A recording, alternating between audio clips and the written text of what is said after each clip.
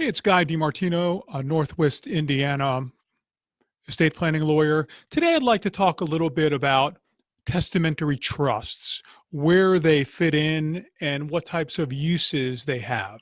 But let's step back for one moment and let's talk about a trust. So, a trust is a document, and in the document, the people who are settling the trust or the grantors of the trust put property into this entity, and the entity is managed by the trustee. So the title to any property, whether it's real property, like real estate, or whether it's personal property, like it could be bank accounts, it could be vehicles, it could be boats, are titled in the name of the trust as opposed to being in the name of the individual. And there's a number of reasons for that. One of the biggest reasons is it can, under some circumstances, protect you from creditors. The other thing that it can do is it can stop or limit the amount of probate that would have to happen after you pass away. So you can prepare a trust as a document in and of itself before you pass away, or you can prepare trust language within your will, and that is called a testamentary trust. So the trust does not start and is not funded or does not get stuff or property until after you pass away.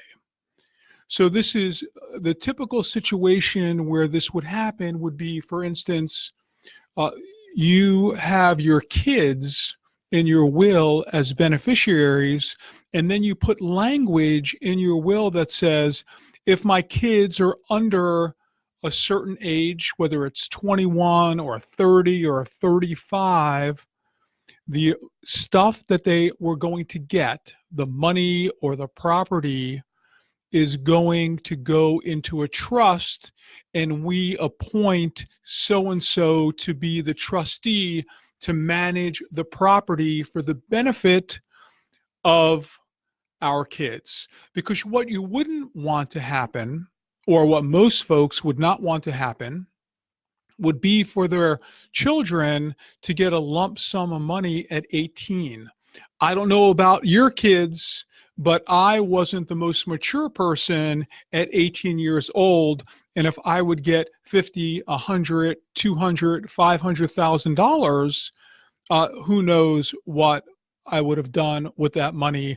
And potentially I could have lost that money. So the other type of situation besides young kids could be if you have a spouse who just can't handle money. You might go ahead and fund and put all the stuff that your spouse would get inside a trust that can be managed by a trustee for your spouse's benefit.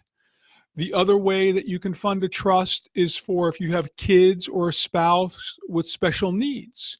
You can set up a testamentary trust to go ahead and fund this special needs trust so your kids or your family with a disability, or if they're receiving Medicaid or other types of benefits, the money will not touch them. It'll go into the trust for their supplemental needs, and they will continue to get their benefits.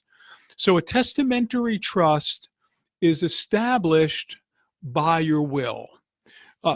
It could be easier for some folks, but it'll be necessary at that point in time to actually open up a probate and file the will in court. But the information about the stuff that is going in the trust can still be protected as the money flows into the trust, so the court and the public record will not have specific information regarding your potential assets or the assets that your beneficiaries would be getting. So there you have it. That is what a testamentary trust is. A testamentary trust has its place in some folks' estate plan, especially if they don't have a lot of different property and they don't want to go to the hassle of funding a trust while they are still alive. If you have any questions about an Indiana estate planning matter, you can always give me a call. I'm Guy DiMartino. Have yourself a great day.